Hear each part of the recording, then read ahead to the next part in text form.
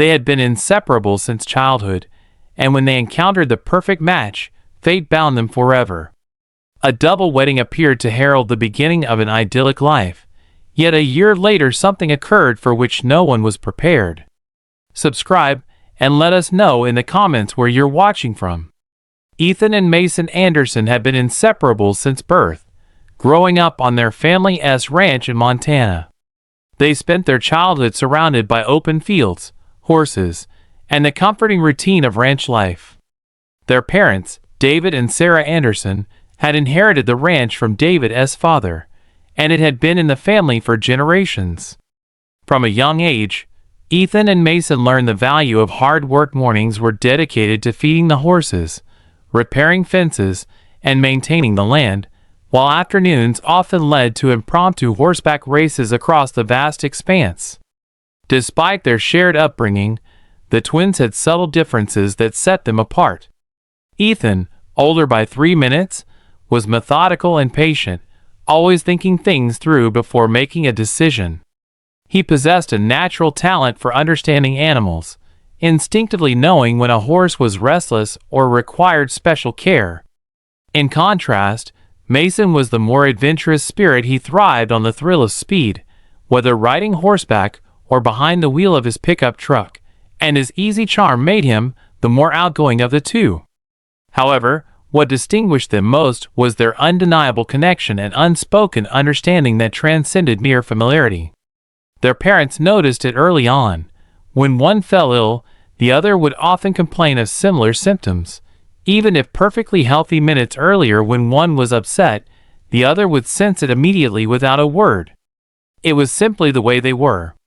Just a few miles away, in the next town, lived the Reed sisters, Harper and Madison. Like the Anderson twins, they had been inseparable since childhood. Their parents owned a small but beloved café in the heart of a quaint Vermont town, a cornerstone of the local community for decades.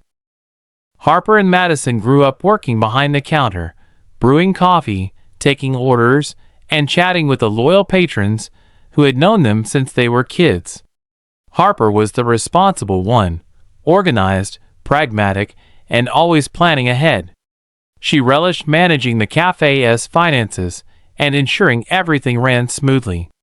Madison, on the other hand, was spontaneous and full of energy. She had a knack for drawing people in, making customers feel welcome, and infusing excitement wherever she went.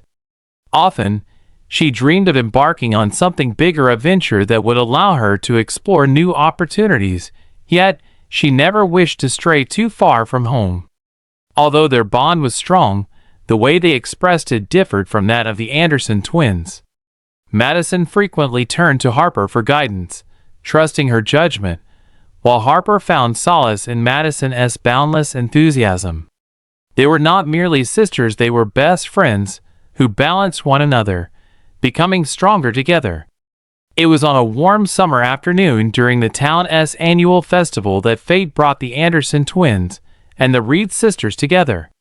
The festival, a long-standing tradition replete with food stalls, live music, and, most importantly, the eagerly anticipated horseback races, was one of the year's biggest events, drawing people from far and wide. Ethan and Mason were there to promote their ranch, showcasing their finest horses and inviting visitors to join riding lessons and guided trail rides, an opportunity to gain new customers and spread the word about their family business. Meanwhile, Harper and Madison were assisting at their family's café stall, serving pastries and freshly brewed coffee to the festival goers. The first meeting seemed to be pure coincidence, or perhaps destiny. While weaving through the bustling crowd with a tray of coffee cups, Madison miscalculated a step, causing the tray to tilt precariously. Mason, who had been passing by, reacted instinctively. One swift movement saved the cups from falling. Their eyes met, and a startled yet amused Madison broke into a wide smile. "Nice reflexes," she said, her voice bubbling with laughter. Mason grinned.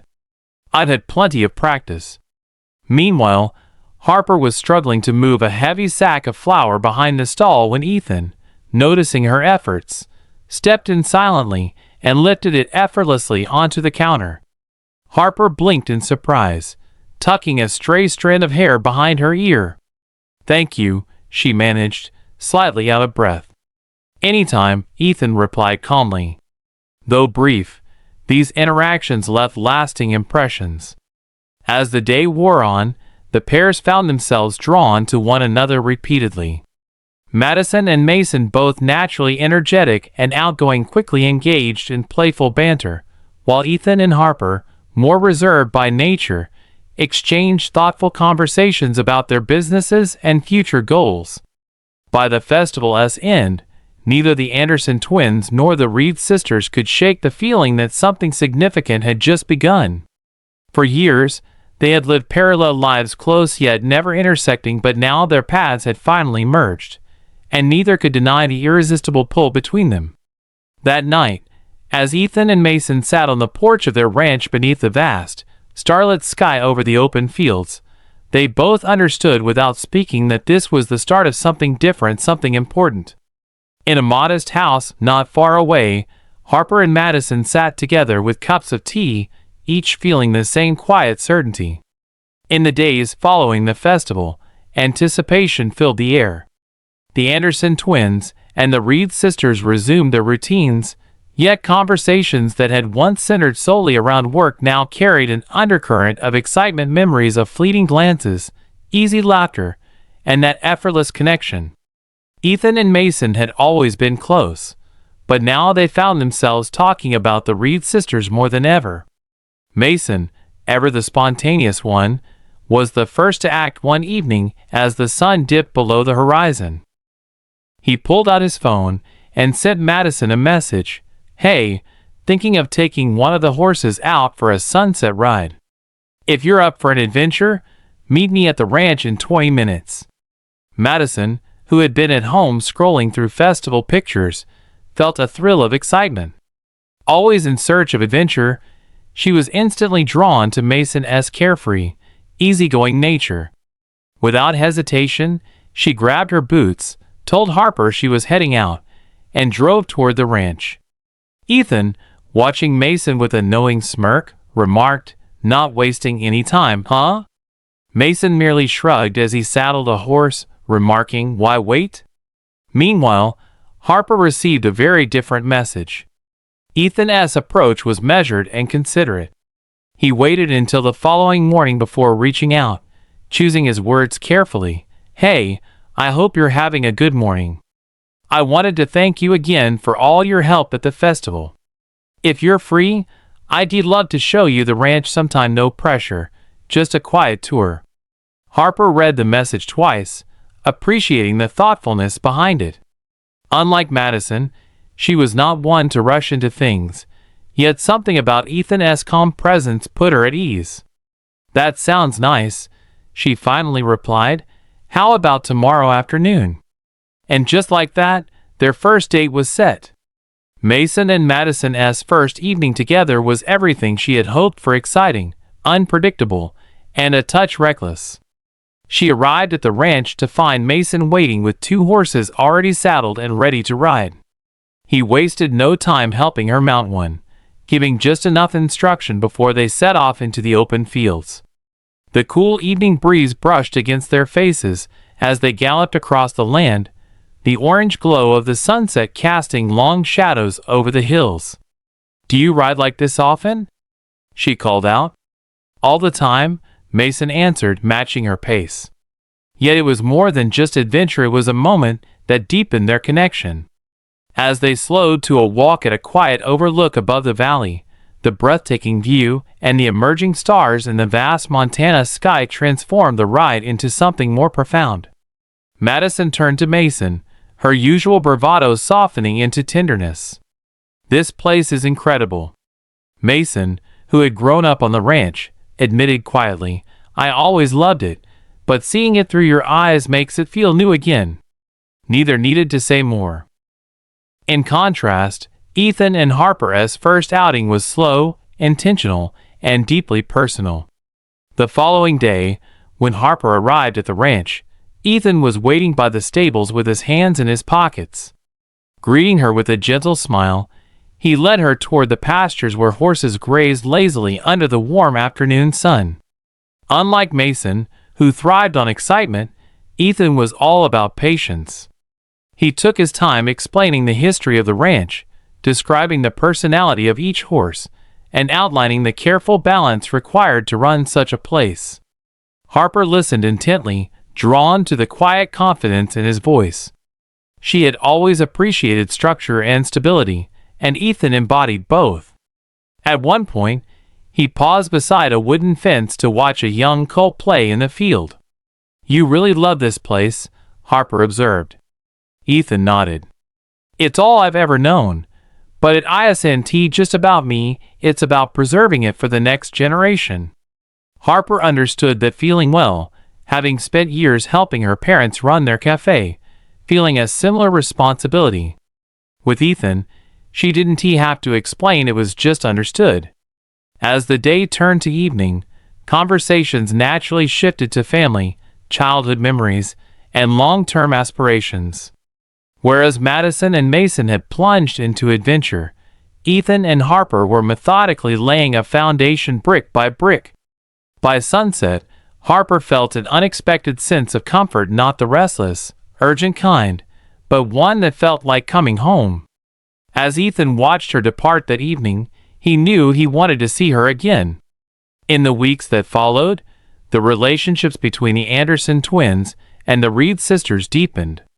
Mason and Madison spent their time exploring new adventures, late-night drives with the windows down, hiking trails leading to hidden waterfalls, and impromptu horse races with no particular destination. They thrived on excitement, constantly pushing each other out of their comfort zones and reveling in the rush of life. Meanwhile, Ethan and Harper found solace in quiet moments.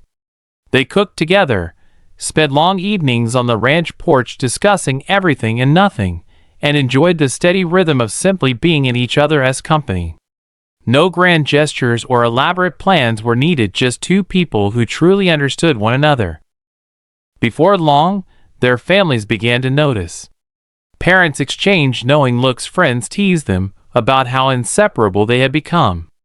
The once parallel lives of the Anderson twins and the Reed sisters had now fully intertwined, and everyone around them recognized that this was not a fleeting romance, it was something real, lasting, and transformative.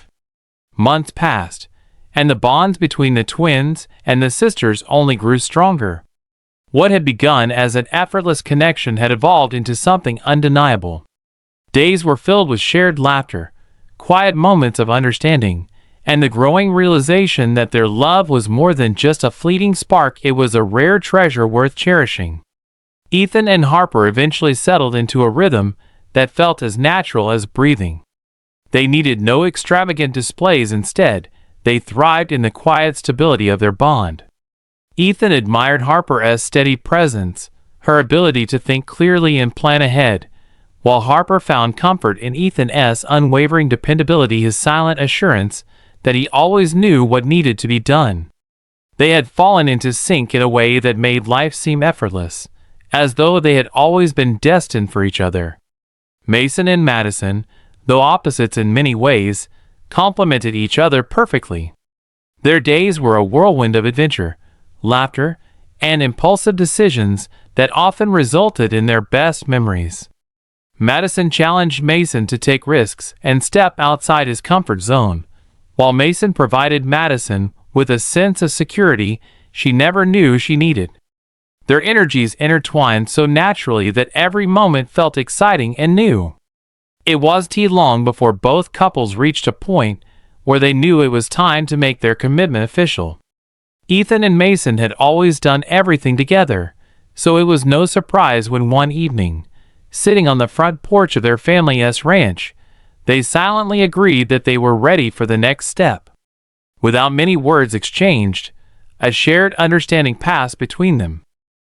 A week later, they found themselves in town, standing before a jewelry store.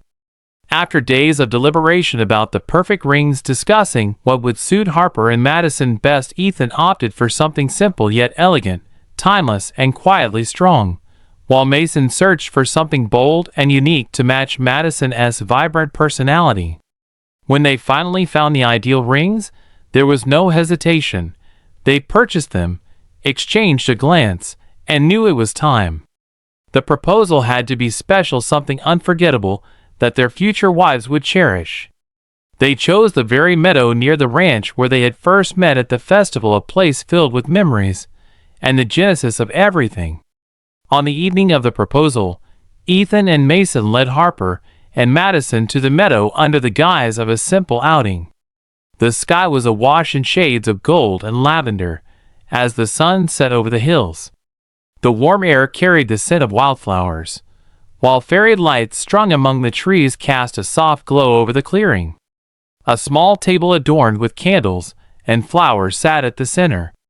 Madison was the first to realize what was happening. Her eyes widened, and her breath caught as she turned to Mason. Meanwhile, Harper, standing beside Ethan with her hand covering her mouth and her heart pounding, watched in awe.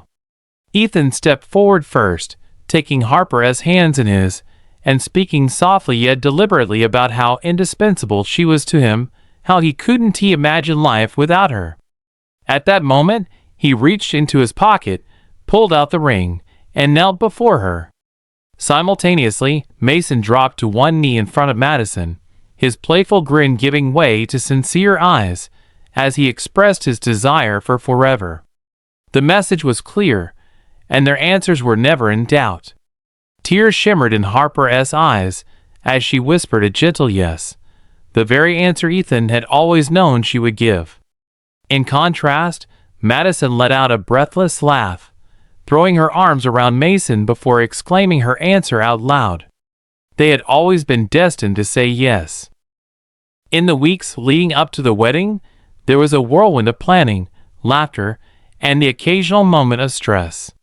Their families were overjoyed, and their friends eagerly anticipated the celebration.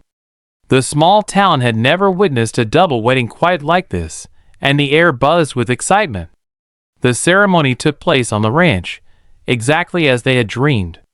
The open field was transformed into a stunning setting with rows of white chairs, floral arrangements, and rustic wooden arches draped in greenery and soft fabric. The aroma of freshly cut hay mingled with the sweetness of flowers, and as guests arrived, there was an unmistakable sense that this day was extraordinarily special. The brides walked down the aisle together, arms linked and smiles radiant. Harper looked elegant in a flowing lace gown, her expression calm yet filled with joy, while Madison's dress, quirky and unconventional, reflected her free spirit. Ethan and Mason, standing at the altar with hearts brimming with anticipation, felt an inner calm as they saw their beloved partners approaching. The ceremony was simple but heartfelt. Vows were exchanged, hands were held, and promises were made.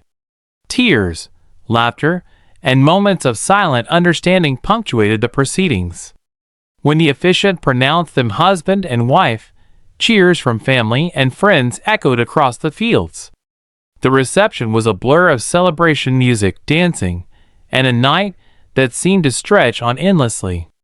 At one point, Mason spun Madison in circles on the dance floor while she laughed breathlessly. Ethan and Harper, meanwhile, sat on the edge of the party, watching the lanterns drift into the night sky, cherishing the promises they had just sealed. As the night drew to a close, the newlyweds stood beneath the stars, certain that this was only the beginning. The first few months of marriage felt like a natural extension of the lives they had built, yet now there was something deeper.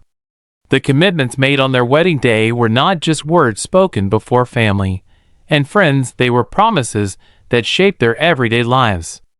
Ethan and Harper moved into a cozy house near the ranch, a warm, quiet sanctuary filled with the simple comforts they both treasured. In contrast, Mason and Madison chose a home closer to town, near enough to the ranch yet at the heart of all the action, satisfying Madison's love for excitement. Married life brought with it small adjustments. Ethan, accustomed to structuring his mornings and evenings around the ranch, now found his routines complemented by Harper's gentle, thoughtful presence. They quickly fell into the comforting habit of cooking together in the evenings, sharing quiet moments after long days of work, and supporting each other in ways that needed no words. Harper's knack for organization brought new efficiency to the ranch's finances, while Ethan grew to appreciate her foresight in preventing problems before they arose. Mason and Madison's life, in contrast, was a whirlwind of spontaneous road trips, last-minute dinner plans, and nights filled with laughter. Madison's constant push for adventure balanced perfectly with the stability Mason unknowingly provided. Their energies harmonized so that every moment felt both exhilarating and secure. As their personal lives flourished, the ranch business also became increasingly central to their daily existence. The idea of transforming the ranch into a full-fledged horse riding and tourism center had been discussed even before the wedding. Now that both couples were officially settled, it was time to make that dream a reality. Ethan and Mason had always known the land intimately, from caring for horses to training riders, and with Harper and Madison now fully involved, everything became more structured. Harper took charge of bookkeeping and business planning, ensuring that every expansion was carefully considered. Madison, with her flair for creativity, spearheaded marketing efforts, crafting online promotions, and organizing events to attract visitors. They launched guided trail rides through the scenic hills, arranged weekend riding lessons for families, and even hosted small retreats for those seeking an authentic ranch experience. The business rapidly gained momentum, word spreading throughout the community and beyond.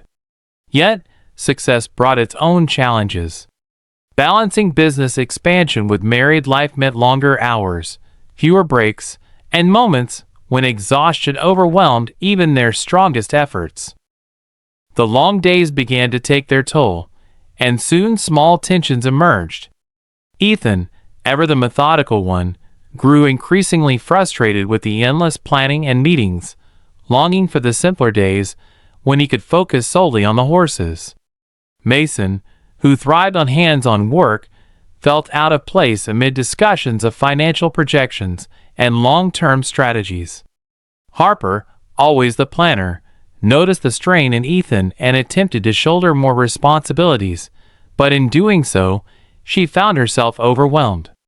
Madison, whose energy had once driven the early marketing success, began to feel constrained by the constant push for new ideas, worried that slowing down might cause their hard-won momentum to fade.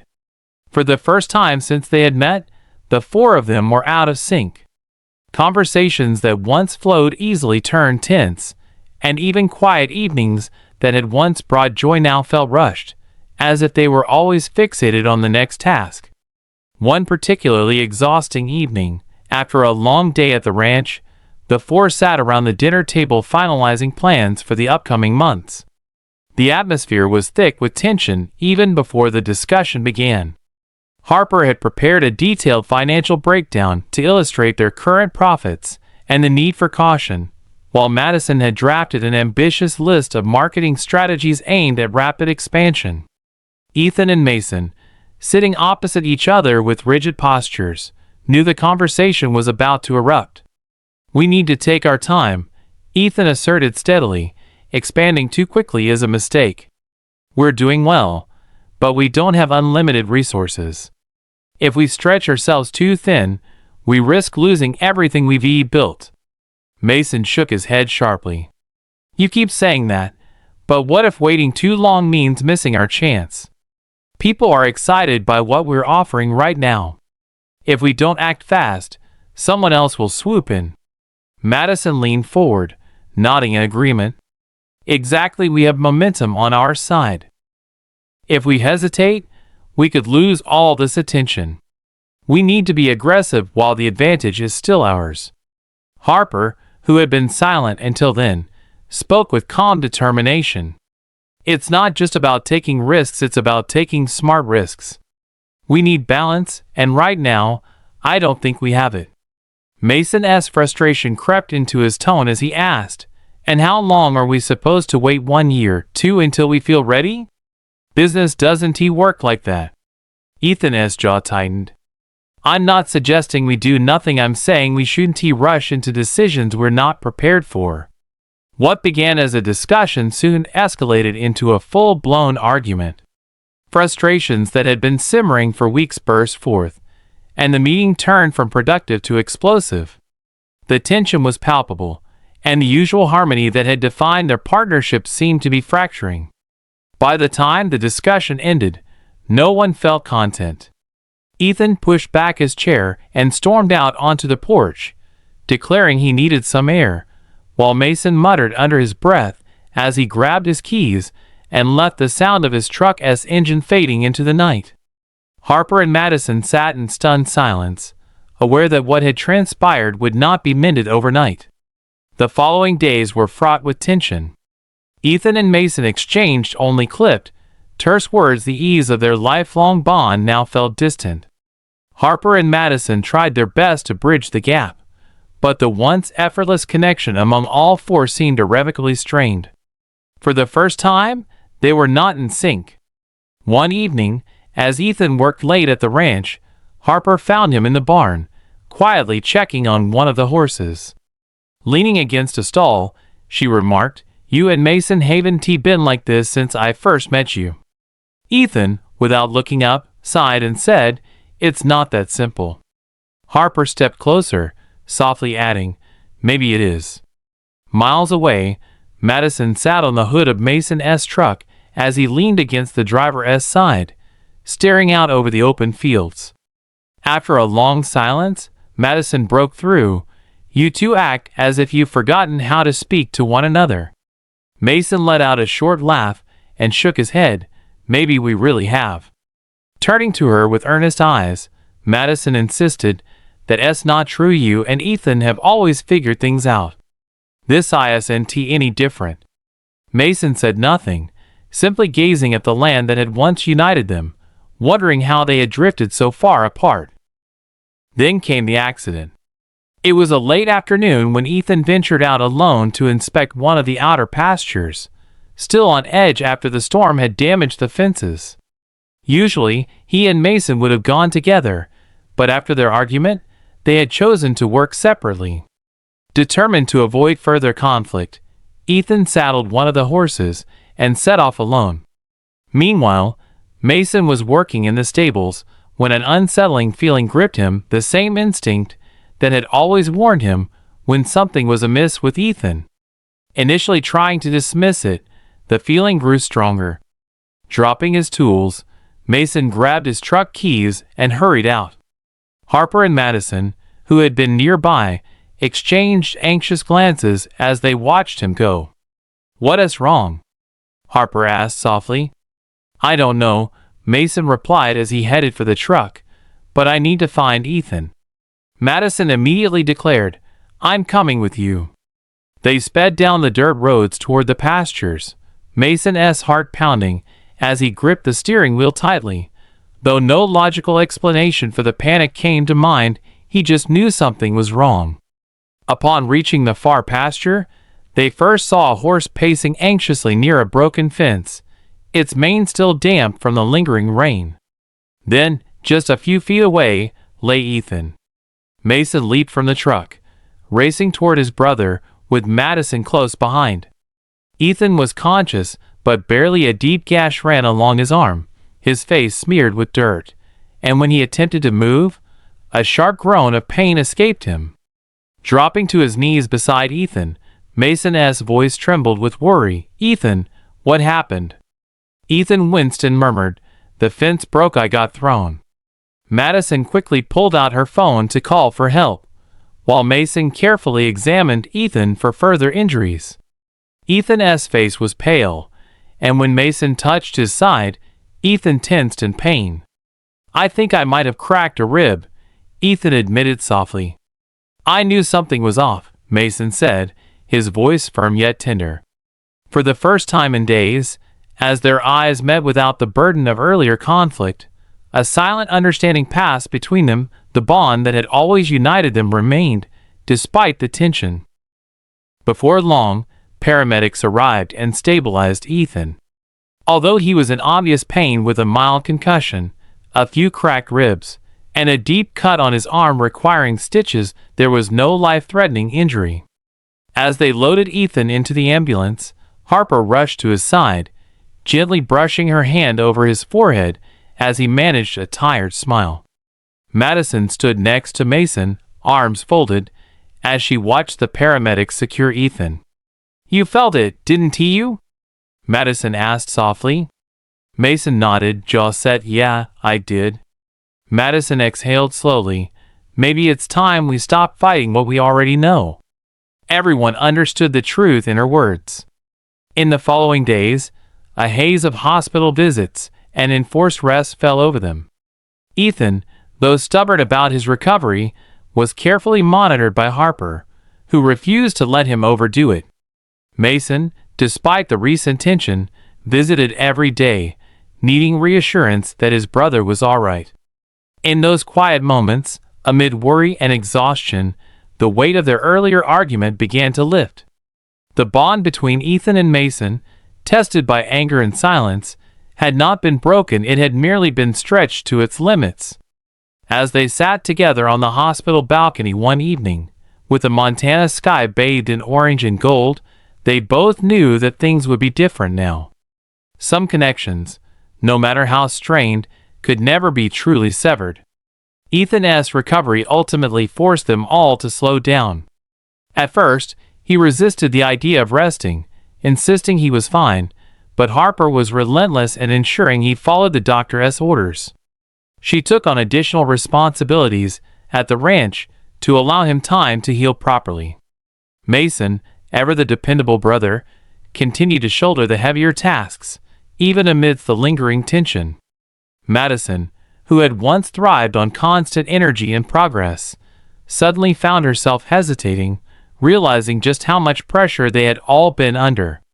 Ethan's accident had served as a wake-up call, not merely about the mishap itself, but about the relentless pace they had set for themselves. They had built a dream together, but somewhere along the way, they had lost sight of what truly mattered. Over the ensuing weeks, long conversations ensued, talks about schedules, priorities, and the relentless burden of responsibilities. The debates that once flowed naturally between Ethan and Mason turned into tense standoffs, and even the easy camaraderie that had defined their relationship began to fade. Harper, ever the advocate of caution, sided with Ethan, insisting that their investments be stable and their expansion measured, while Madison championed Mason's view that hesitation could cause them to lose the hard-won momentum. The disagreements, initially minor differences, eventually escalated into deep divisions that threatened to fracture their bond entirely. One evening, after another grueling day at the ranch, all four gathered around the dinner table to finalize plans for the next few months. The atmosphere was so heavy with tension that even before a single word was spoken, everyone felt the strain. Harper had meticulously prepared a financial breakdown detailing their current profits and the need for a measured approach, while Madison had compiled a list of ambitious marketing strategies aimed at rapid growth. Ethan and Mason, sitting opposite each other with rigid postures and grim expressions, both knew what was about to come. "We need to take our time," Ethan said in a firm, steady voice. "Expanding too quickly is a mistake. We're doing well, but our resources are finite. If we overextend ourselves, we risk losing everything." Mason shook his head, exhaling sharply. "You say that, but what if waiting too long causes us to miss our chance? Our offerings are hot right now. If we don't move fast, someone else will."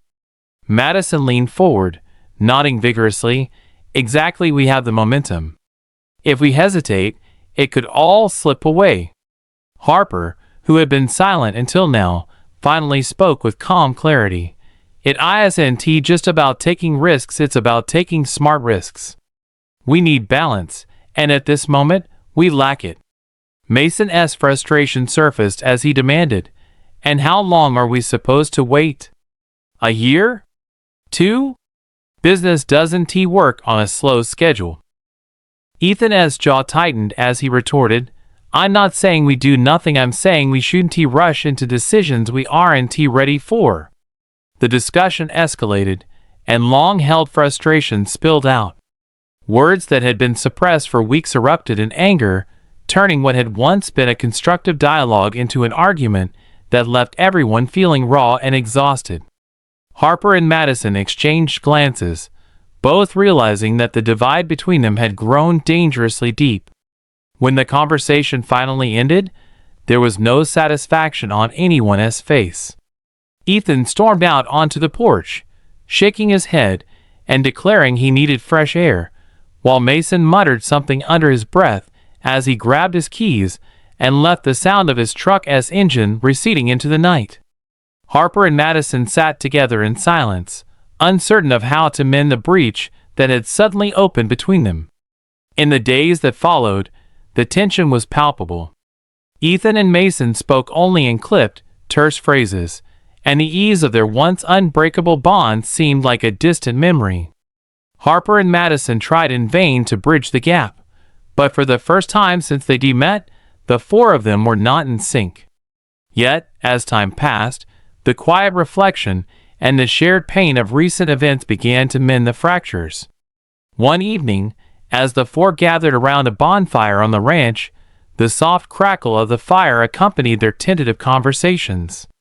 Mason looked at Ethan and smirked. "For once, I think you might have been right," to which Ethan chuckled with a hint of humility. Madison playfully rolled her eyes and leaned against Mason, teasing, "Don't let it go to your head."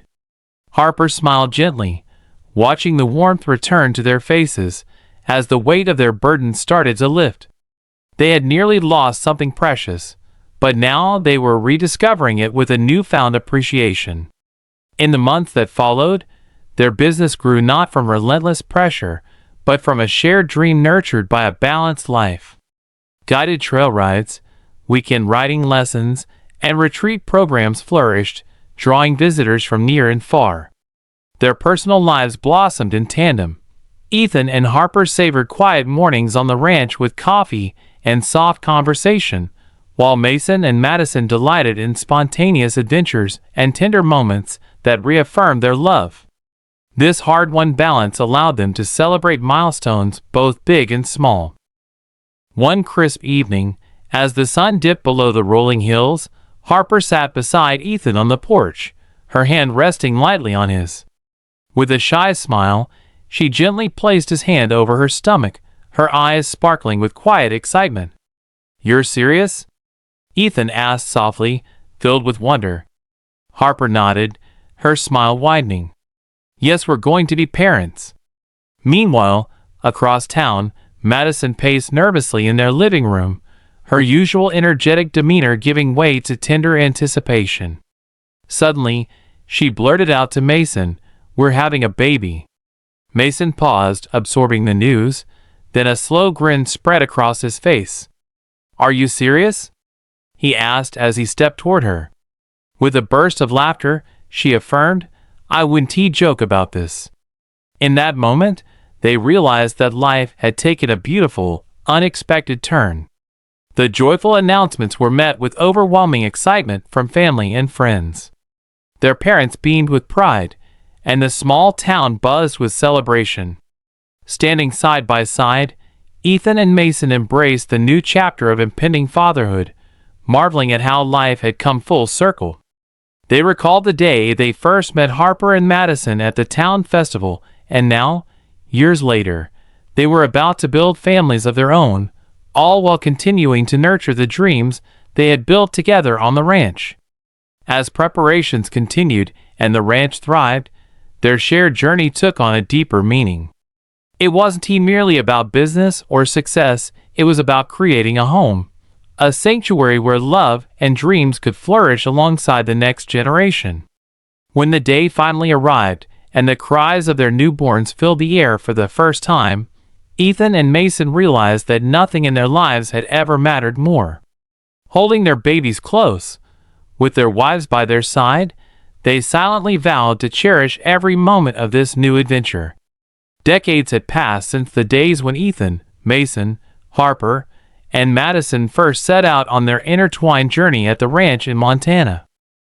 Now well into their later years, they stood as the matriarchs and patriarchs of a thriving family empire, a legacy built on hard work, passion, and most importantly, the resilience to overcome even the deepest misunderstandings. Their children, grandchildren, and great-grandchildren filled the halls of sprawling estates and worked alongside them to sustain the prosperous ranch and the diversified business ventures that had grown from its humble beginnings. Ethan, whose once steady hands had carefully mended fences and nurtured horses, now carried a quieter dignity. His hair had turned silver, and the lines on his face told stories of laughter, tears, and countless memories. Every morning, as he sipped his black coffee on the wraparound porch of his modest yet elegant home adjacent to the ranch, he recalled the journey that had led him here. Despite the turbulent times, disagreements over business expansions, the bitter disputes that had nearly torn their close-knit family apart, he had learned that true strength came not from clinging to past wrongs, but from the power of forgiveness and unity. Mason, ever the adventurous spirit even in his later years, had softened his once impulsive nature. The fire in his eyes now glimmered with the wisdom of experience, and though his laughter still rang out as freely as in his youth, it was tempered with a deeper understanding of life's fragility. Mason had often been the spark behind heated debates and passionate arguments. Yet, as he grew older, he recognized that the impulsiveness of youth could no longer dictate the pace of his days. In boardrooms and family gatherings alike, he became the mediator, the one who remembered that every conflict could be resolved through understanding and compassion. Harper and Madison, the sisters who had once balanced each other perfectly through the many ups and downs of running their beloved café and later contributing to the family business, had grown into wise, empathetic leaders. Harper's calm pragmatism, which had always been the steady counterpoint to Madison's spirited nature, now shone even brighter. Together, they steered the family through economic downturns, personal tragedies, and the inevitable misunderstandings that arise when passions run high. Their combined influence not only preserved the family legacy but expanded it into new realms. Community outreach programs, educational scholarships, and innovative business ventures that honored the traditions of their past while embracing the future. As autumn deepened one crisp November, the four elders gathered for a grand family reunion at the ranch, a reunion that would bring together relatives from every corner of the country. The expansive property, once a modest ranch, had been transformed into a vibrant campus of history and progress. New buildings had been erected to house offices, community centers, and even a museum chronicling the family's rich history. Golden leaves danced in the cool breeze as family members strolled along gravel paths lined with wildflowers, the laughter of children mingling with the soft strains of music from a nearby pavilion. At the head of the long, polished dining table sat Ethan, flanked by Mason on one side and Harper and Madison on the other. The table was set with fine china and silverware, a testament to both tradition and modern elegance. As the family gathered for a celebratory dinner, the conversation began with fond reminiscences of the past. Grandchildren peppered the elders with questions about their early years, about the double wedding, about the passionate debates that had once seemed so catastrophic. In their eyes, those days were distant legends, a time of struggle that had ultimately forged an unbreakable bond. Ethan cleared his throat and began to speak, his voice steady and warm. There was a time when anger and misunderstanding nearly tore us apart. I remember the long nights filled with harsh words and bitter silences. He paused, his gaze sweeping across the faces of those gathered. But we learned something vital, that holding on to our hurts only weakened the ties that bound us. We chose to forgive, to put our differences aside, and to work together. And that is why we stand here today, united as a family. Mason leaned forward, his eyes glistening with both remorse and pride. I was often quick to react, to let my emotions lead me into decisions I later regretted. But I've come to realize that every mistake was a lesson, a chance to learn and grow. Our conflicts taught us more about our true selves than any moment of calm ever could." His words resonated deeply with the assembled family, a reminder that the path to unity was paved with the courage to admit one's errors. Harper, ever the voice of reason, added, "There were many moments when we felt that our dreams were slipping away because of our stubborn pride and unyielding temper. But when we finally chose to embrace forgiveness, we unlocked a power that none of us knew we possessed, a power that not only healed old wounds, but built something far greater than any of us could have imagined." Her eyes met Madison's, and in that silent exchange lay the understanding of decades shared in both joy and hardship. Madison, her voice soft yet resolute, concluded, "Our family is not defined by the mistakes of our past, but by the strength of our commitment to each other. We have built a legacy on love, understanding, and the willingness to move forward even when it's difficult. I'm proud of every one of us, and I know that as long as we remain united, there is no challenge we cannot overcome." As the night deepened and the reunion continued with storytelling, music, and dancing under a starlit sky, the elders watched their descendants with immense pride.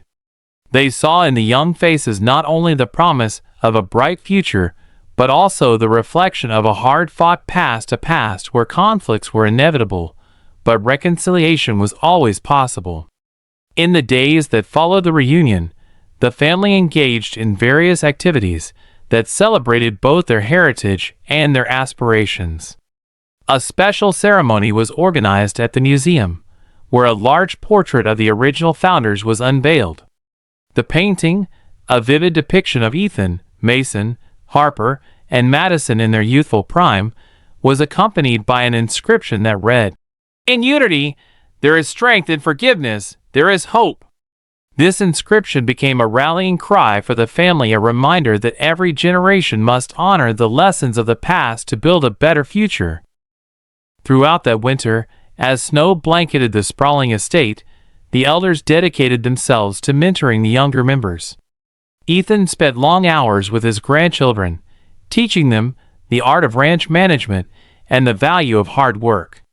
Mason, whose once wild streak had softened with time, shared stories of his youthful adventures and the lessons he'd learned from impulsiveness. He encouraged the young ones to embrace their passions, but also to temper them with thoughtfulness and care. Harper and Madison, meanwhile, focused on the community. They organized charity drives, established scholarship funds, and ensured that the legacy of their family's generosity and resilience extended far beyond the boundaries of the ranch. Their efforts not only strengthened family bonds, but also brought about positive change in the local town, where the café they once ran had grown into a thriving hub of culture and social engagement. Yet, even as the family flourished, there were moments when old conflicts threatened to resurface. Business decisions sometimes sparked heated debates among the descendants, and misunderstandings occasionally flared up as different visions for the future clashed.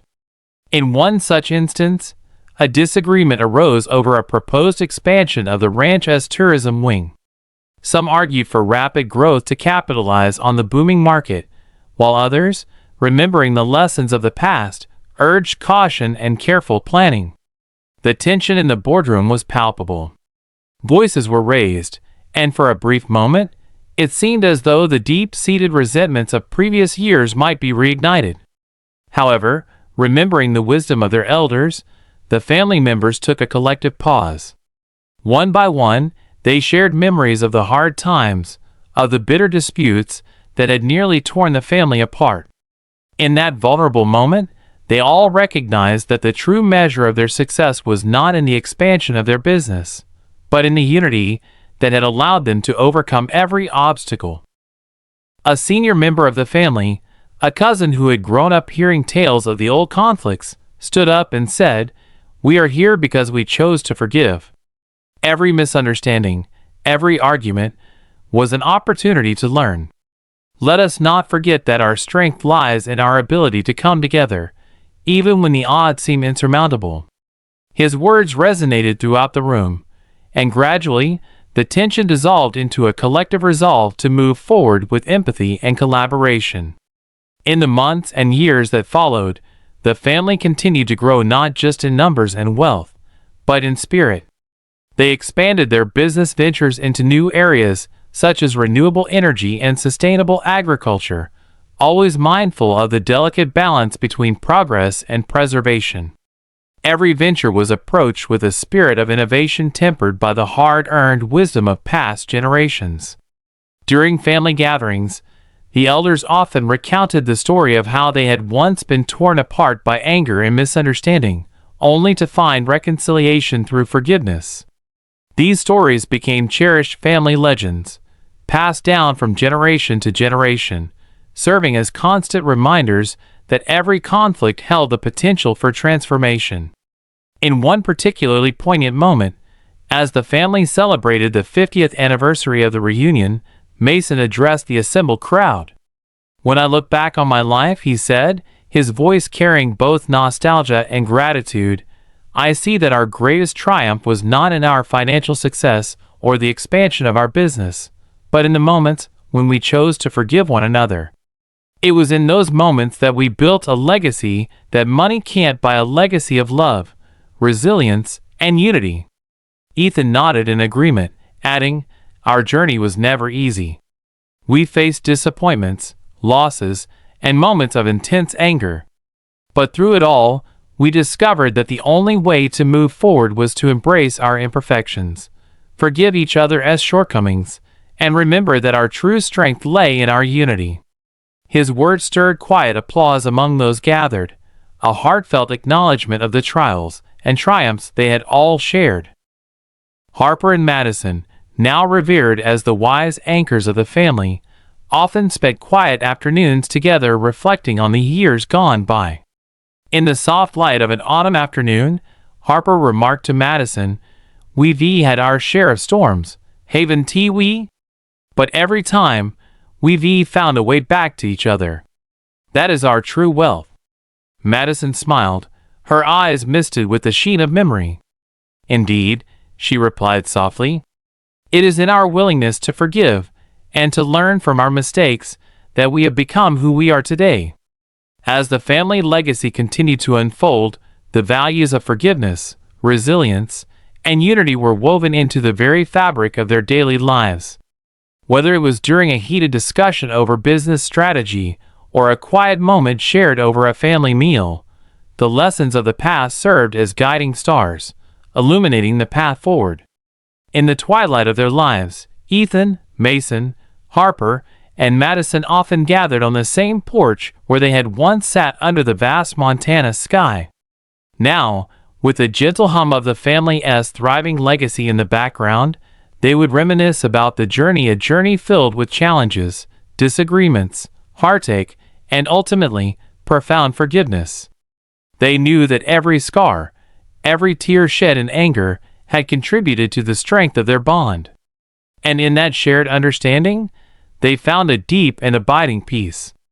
Their story was a testament to the idea that family is not defined by perfection, but by the willingness to overcome imperfections together. It was a story of how love could transform the bitterness of old wounds into the rich soil from which new hope could grow, a story that would be told for generations to come. As the evening stars emerged one final time over the ranch, illuminating the legacy of a family that had weathered countless storms, the elders looked at each other with quiet satisfaction. They had built more than just a business, they had built a sanctuary where forgiveness reigned, and every heart, no matter how bruised by past strife, was given the chance to heal. In that serene moment, with a gentle rustling of leaves and the distant laughter of grandchildren playing, the enduring truth became clear. No matter how far life's journey might take them, the love and unity they shared would always be their guiding light, a legacy that would continue to shine long after they were gone. If you enjoyed this story, be sure to subscribe so you don't miss more like it. Check out our other videos for more great content, and share this one with your friends. Thanks for watching. In the heart of Boston, where the city's legal battles echo through its historic chambers, a particular courtroom was about to witness a case that would redefine the word family. The room, with its high ceilings and wood-paneled walls, had seen countless legal dramas, but none as personal as this one.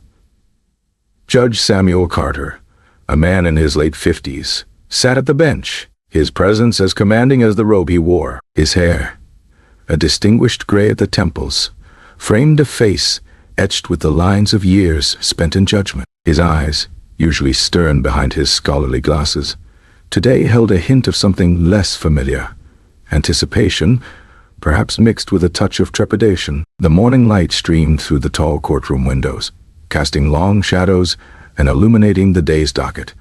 Samuel adjusted his glasses, scanning through the cases, each one blending into the next, until he came to one that made him pause. A guardianship hearing for a young girl named Lily Bennett. His brow furrowed. This case felt different, like the calm before a storm he didn't see coming. The courtroom door creaked open, and in walked a small figure, almost lost against the grandeur of the room. Lily Bennett was 12, with a cascade of unruly chestnut curls and eyes of the deepest blue, wide with a mix of fear and determination. She wore a slightly oversized sweater and jeans, signs of her life in the foster care system. In her arms, she clutched a well-worn stuffed rabbit, its fur matted with the love of a child who had known too much loss. Beside her stood Miss Eleanor, her foster care advocate, a woman in her early 40s whose kind eyes and gentle demeanor were a stark contrast to the legal formality of the room. She whispered encouragements to Lily, guiding her with a soft hand towards the witness stand, where the child seemed even smaller. Lily's steps were hesitant, her breath visible in the quiet air as she climbed onto the stand. Her legs dangled, not quite reaching the floor, making her seem like a child playing at adulthood. She placed her rabbit beside her, a silent companion in this daunting place, and glanced around, her gaze finally landing on Judge Carter. Samuel felt an unusual tug at his heartstrings as their eyes met. There was something in Lily's look, a plea, a hope, a challenge. He softened his voice, a rarity in his courtroom. "Take your time, young lady," he said, his tone a balm to the tension in the room. Lily inhaled deeply, her small frame trembling with the weight of her words. I have something to say," she murmured, her voice trembling like the last leaf on a tree in autumn. The room fell silent, every eye now on her. Samuel leaned forward, his judicial facade slipping to reveal genuine curiosity. "You may speak," he encouraged. With another breath, Lily reached into her faded backpack, pulling out a crumpled envelope, its edges worn from many readings. "My mom wrote this before she died. She said, you're my father." A collective gasp, almost inaudible, swept through the room. Samuel's face paled, the color of authority draining away to reveal the man beneath. The man who had no idea a piece of his heart had been missing. "I'm sorry, what did you say?" Samuel asked, his voice wavering, his usual calm shattered by the storm of this revelation. "You're my dad," Lily repeated, this time with a strength in her voice that seemed to anchor her to the moment. The letter lay between them, a bridge to a past Samuel thought was sealed, now the key to an entirely new future. His mind raced with memories of Jessica, Lily's mother, a love he thought was left behind, now suddenly very much present in this child before him.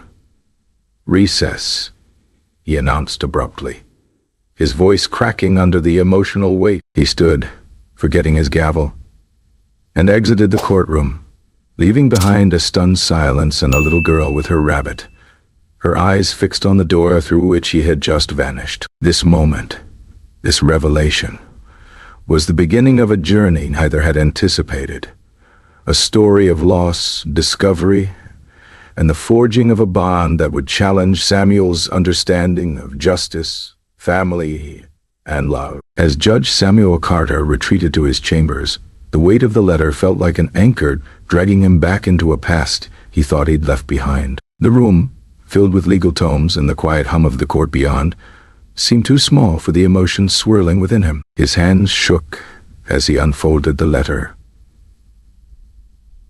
The familiar script of Jessica Harris staring back at him.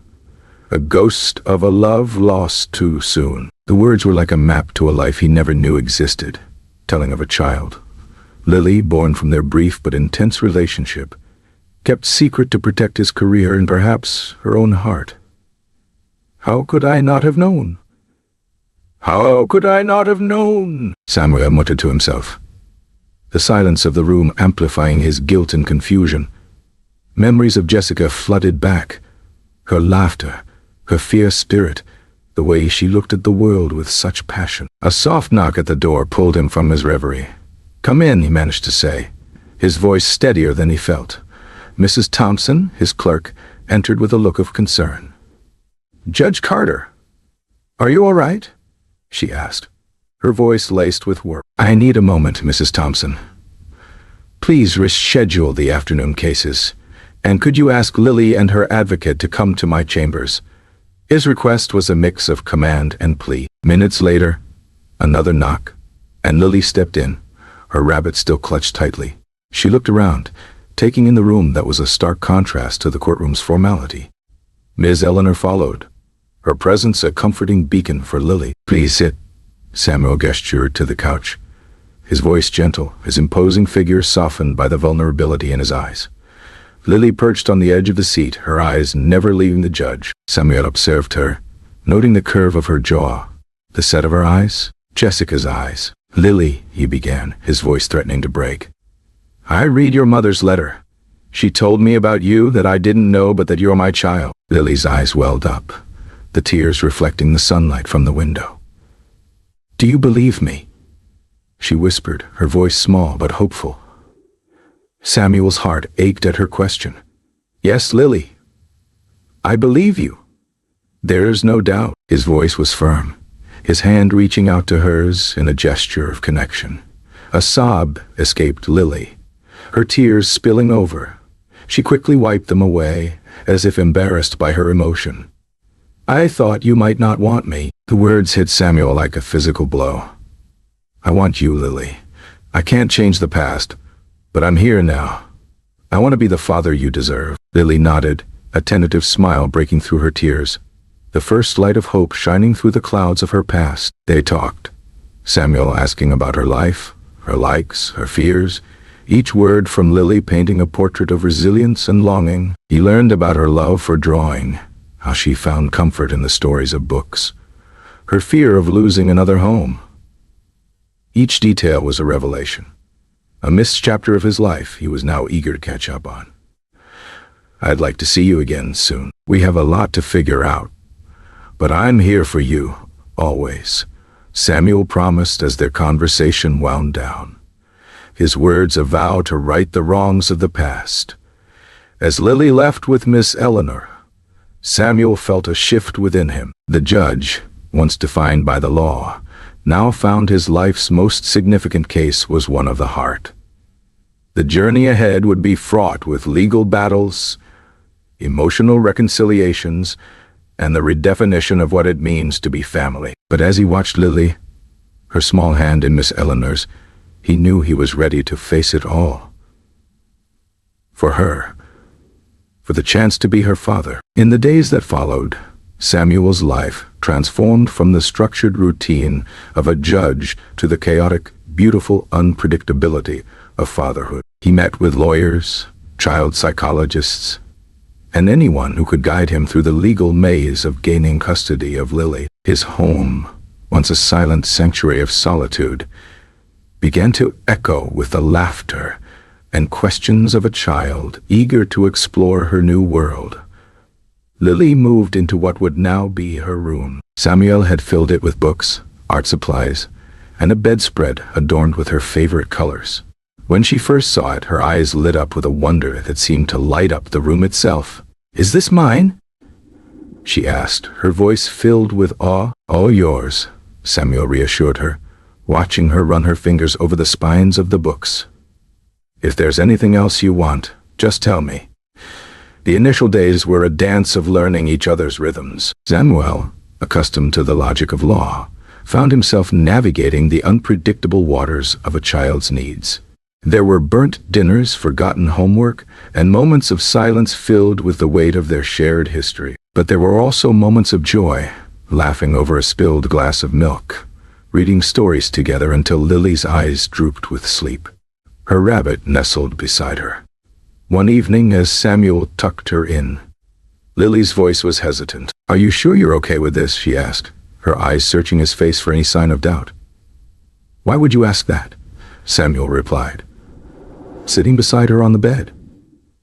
"I don't want to mess things up," she said, clutching her rabbit. "You're not messing anything up, Lily," Samuel said, his voice soft but certain. "We're figuring this out together. You're my daughter, and that's all that matters." School posed its own challenges for Lily, who was accustomed to being the new kid, the one with the story.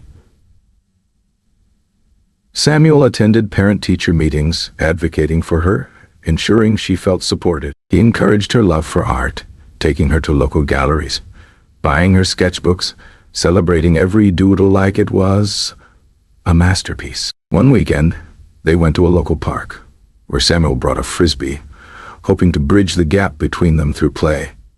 Lily caught it with surprising skill, her laughter like music to Samuel's ears. As they sat down watching the sunset, Lily leaned against him. "Do you think my mom would be happy?" she asked, her voice small against the backdrop of the evening sky. "I know she would be," Samuel said, wrapping an arm around her. "She'd be proud of how brave you are, how you found your family." Their bond deepened through these simple moments, each one a brick in the foundation of their new life together. They visited libraries, made cookies together, with varying success, and shared stories about Jessica, each tale a thread weaving Lily back into the tapestry of her heritage. But the legal battle for custody loomed. The foster family, who had cared for Lily for over a year, was not ready to let her go without a fight. They had provided stability, love, and a sense of normalcy that Lily desperately needed. Samuel, aware of this, felt an immense gratitude, but also a fierce determination to be the father she deserved. The day of the hearing arrived, tension thick in the courtroom. Samuel, with his lawyer beside him, watched as the foster family made their case. They spoke of their love for Lily, the bond she had with their children, their commitment to her well-being. Samuel listened, his heart torn between gratitude and the fierce need to claim his role as her father. When it was his turn, Samuel spoke from the heart. "I was unaware of Lily until recently. Had I known, I would have been there from the start. But now that I do know, I am fully committed to being the father she needs." Lily was then asked to speak. She stood, her small frame seeming to grow in courage. "I'm really grateful for everything my foster family did for me," she said, her voice clear in the silent room. "But I've always wanted to know my dad, and now that I do, I don't want to lose him. I feel safe with him. He listens to me, and he tries hard to make me feel like I belong." After a tense deliberation, the judge ruled in Samuel's favor, acknowledging the biological connection and Samuel's willingness to form a bond with Lily. As they left the courtroom, Samuel knelt beside Lily, opening his arms. She ran into them, holding him tightly. "You did it, Dad," she whispered, her voice muffled against his shoulder. "No, Lily," Samuel replied, his voice thick with emotion. "We did it together. The ruling was just the beginning. There were countless moments ahead where they would laugh, cry, learn, and grow together." Samuel, once defined by his role in the courtroom, now found his true calling in the heart of his home, with Lily, his daughter, by his side. Life, after the courtroom decision, unfolded like a new chapter for Samuel and Lily, marked by both joy and the usual trials of family life. Their home, once filled with the echoes of solitude, now resonated with the vibrant sounds of a child rediscovering what it means to have a family.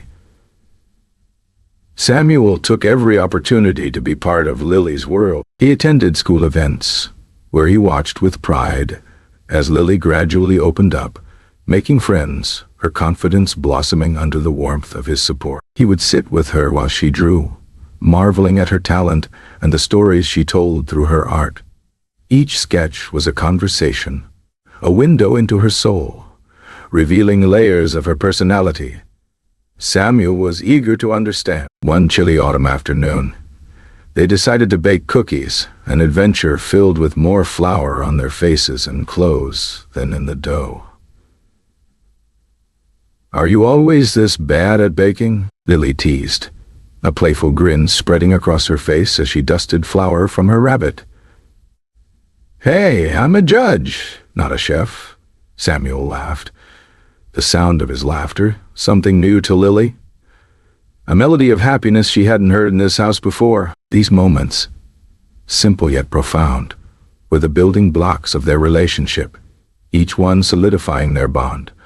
But with every joy came challenges. Lily's nightmares sometimes pierced the quiet of the night, remnants of her fears from foster care. Samuel would sit by her bed, his presence a silent promise of protection, reading stories until her breathing evened out. Sleep reclaimed her, and peace returned to her dreams. One weekend, they visited a local art fair, an event Lily had expressed interest in. Watching her eyes light up at the colorful displays, Samuel felt an immense pride. She joined a drawing workshop for kids, and as she sketched, Samuel stood back, his heart swelling. The artist complimented her work. "You're very talented. Keep at it." Lily beamed, showing Samuel her sketch with pride. "Look what I did," she said, her voice eager for his approval. "It's amazing, just like you," Samuel replied, genuinely impressed. Later that evening, as they looked through her new sketchbook, Lily asked a question that seemed to come from a place deep within her. "What was my mom like when you knew her?" Samuel paused, the weight of the question settling in. "She was incredible, Lily. Smart, funny, and so very strong. She loved deeply, especially you. She wanted the best for you." Lily listened, her eyes on his, seeking the truth of her mother through his memories. "Do you think she'd be proud of me?" "I know she would be," Samuel said with a certainty that resonated in the quiet room. "She'd be proud of how brave you are, how kind, and how much you've grown." Their lives continued to intertwine, each day bringing new discoveries.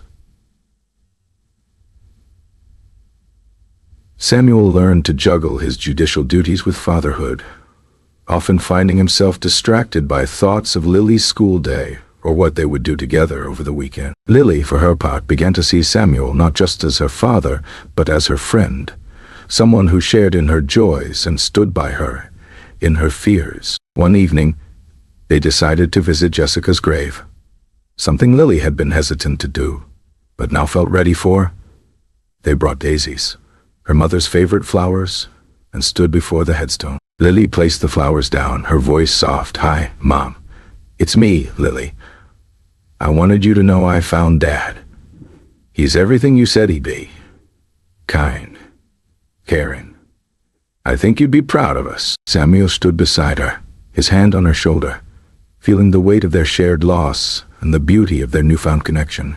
"She'd be so proud of you," he whispered, his voice choked with emotion. As they walked back to the car, Lily held tighter to Samuel's hand, the physical connection a testament to their emotional one. "I'm glad I found you, Dad," she said, her voice carrying the relief of belonging. "I'm glad you did too, sweetheart," Samuel replied, his heart full, realizing that this journey with Lily was the most significant case he'd ever preside over. Not in a courtroom, but in the court of life. Their story was one of resilience, of love found in unexpected places, of healing and starting anew. In each other, they found not just family, but a reason to believe in the beauty of tomorrow. As autumn turned to winter, the bond between Samuel and Lily deepened with each snowy day. Their home, once just a place for Samuel to return to after long days at court, now buzzed with life. Christmas was approaching, and for the first time in years Samuel felt the true spirit of the season, seeing it through Lily's eyes. They decorated the tree together, with Lily showing an artistic flair in arranging the ornaments. Each bauble, star, and string of lights was placed with thought, transforming the living room into a festive wonderland. "It's like a fairy tale," Lily exclaimed, her eyes wide with wonder as she watched the lights twinkle. Samuel, who had been known for his stoicism, found himself laughing more freely, his heart lighter than it had been in years. He took Lily to choose a new book from the bookstore as her Christmas gift, watching her deliberate over each one, finally selecting a fantasy novel that promised adventures beyond her wildest dreams. On Christmas Eve, they sat by the fire, reading from the new book, Lily's head resting on Samuel's shoulder. The warmth of the fire, the soft glow of the tree, and the quiet companionship of the moment painted a picture of peace Samuel hadn't known he was missing.